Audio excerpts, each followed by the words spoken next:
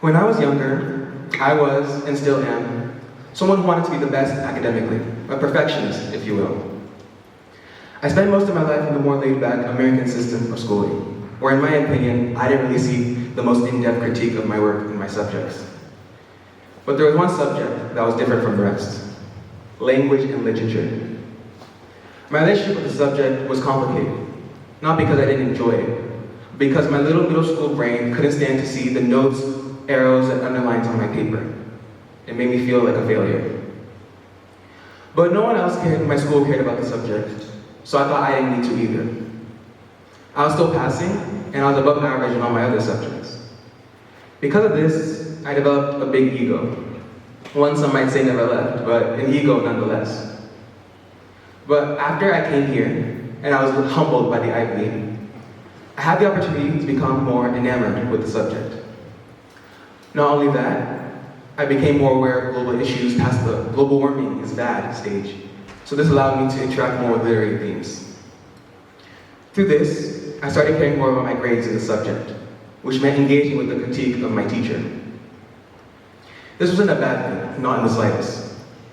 In fact, this propelled my level of analysis to such heights that I began to do it subconsciously every day, whether I was listening to music or watching a movie.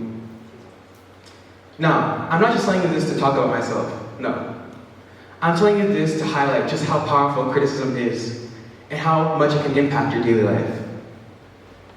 But what is criticism? What does it look like? Well, you've all seen it before. A celebrity says something insensitive, maybe 3 months ago, maybe years ago, and you'll see a bunch of harsh comments dogpiling on them, saying they should have done better. That's criticism in its most common form today. Disapproval on the perceived mistakes of an individual. It can range from a mother scolding her child for drawing on the wall, to a judge sentencing a criminal to jail. Criticism takes on a variety of forms in our everyday life, and despite whatever emotional reaction it may cause, it is neither uniquely positive nor negative. It has the capacity to both harm and heal, to kill and grow, to narrow our perception or to widen it, to open the doorway to endless possibilities or to close it. That's why I like to think of criticism differently, not as a single concrete definition, but a spectrum, but a umbrella term that highlights a spectrum, one that outlines its different forms. Now, there are two things I like to use when I'm interpreting critique. Intent, what you hope to achieve, and whether it's to build someone up or tear them down. And delivery, whether you choose to actively confront or passively non-confront. Now through this, I was able to organize something sort of like a graph. And the top two quadrants acted as the visual effect for the active part of criticism. Now these two quadrants represented two sides: destructive criticism and constructive criticism. And I'll start discussing with the former. We take the term in its various definition, we get criticism with the intent to destroy. You would most often see this in debate or argumentative settings, where the goal is to tear down and intimidate your opponent into submission through personal attacks and harmful generalizations. Now, I don't know if I'm the only one, but I've noticed this debate mentality permeating our everyday lives. A simple conversation about a character from a novel can turn into an attack on someone's political beliefs, morality, and identity. A small opinion about celebrity discourse online can turn into a public stoning. These are not productive conversations to have. They leave no room for personal growth. What happens when we dismiss these other perspectives as beneath us? We create echo chambers, environments where we only expose ourselves to information that confirms our personal biases and distorts our worldviews. This harms us in a specific way as we are preventing a specific type of knowledge, growth in our knowledge. One that forms uniquely through being challenged by different perspectives. Think about ecosystems. Species don't survive in isolation. They work in systems through variety, each interacting with each other. Every attribute, no matter how small, strange, or seemingly harmful, contributes to the whole system. Our minds are the same. Our minds are ecosystems. Through Through variety, they can grow, adapt, and flourish. Each idea and perspective nourishing a complex web of thought, sentiment, and objective. Although what happens when we cut off the different perspectives, the ones that make us uncomfortable? We create a monoculture of thought, a field of one single type of opinion that strips our minds of the nuance that made them so complex to begin with. There is also an emotional aspect to criticism that not many like to acknowledge. The fact of the matter is that no matter how logically you think you're framing your feedback, this will always elicit a psychological reaction from the person receiving. Both are pretty impressive on their own, but kind of useless unless you put them together. So, we talked about minding the way we critique others and the dangers of demeaning criticism in our everyday lives. What about the opposite end of the spectrum? What about constructive criticism? Commentary filled with thoughtful examinations of flaws and effective solutions. What about recognizing when to listen? To understand the problems in our work and behavior and make the necessary adjustments to make it better. If we take the term in its various definition once again, we get a process, one in which the problem is highlighted, it is explained why it causes more harm than good, and it offers effective solutions. Now, this is not an easy thing to remember, but I had an idea. If you're familiar with the framework, PAUSE, from the school, I created a similar one. One I named STAR. Now, I named it as such because the goal isn't to diminish someone's light, but to make them brighter. A little sentimental, but I think it covers everything. Now, STAR stands for specific, tangible, aim, and respect. Let's start with specific. Don't be too broad or vague with the feedback that you're giving. When was the last time you remembered where someone said, this was a little off, and it actually helped you, be better? The fact of the matter is, if you don't use evidence, quotes, or any tool that you have to point to a specific moment in which the flaw presents itself, you are causing more confusion than growth. Tangible. Probably the most forgotten part of this framework, but I believe is the most important. And it means that you offer an effective or alternative to the individual as they're trying to improve. Now, if you're wondering, why is this so important? I want you guys to imagine a brick wall. Now imagine one of the bricks is broken, decayed. You might think that taking out the brick from the wall is fixed all the problems, right? But the fact of the matter is, there's still a hole in the wall.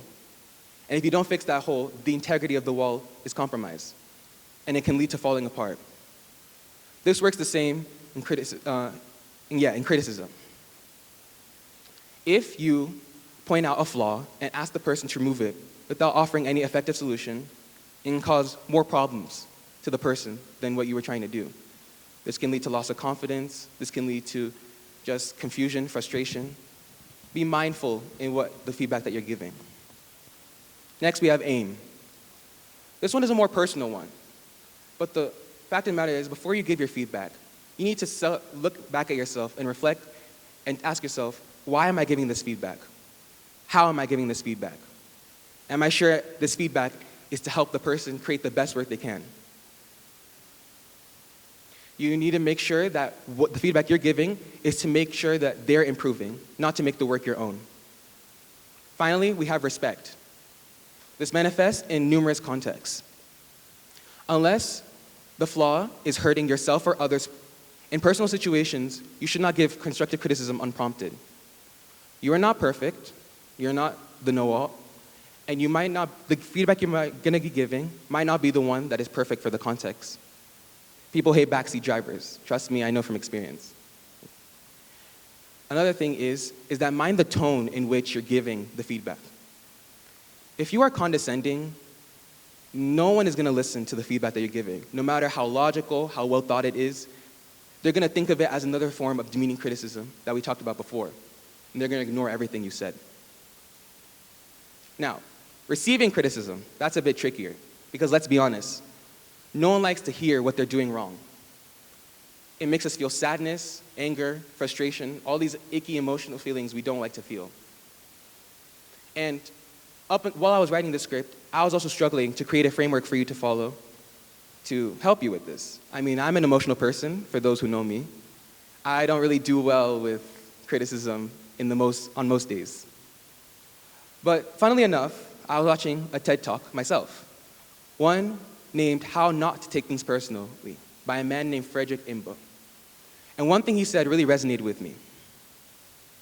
He said, the first step to not take things personally is to internalize this statement. It is not about you.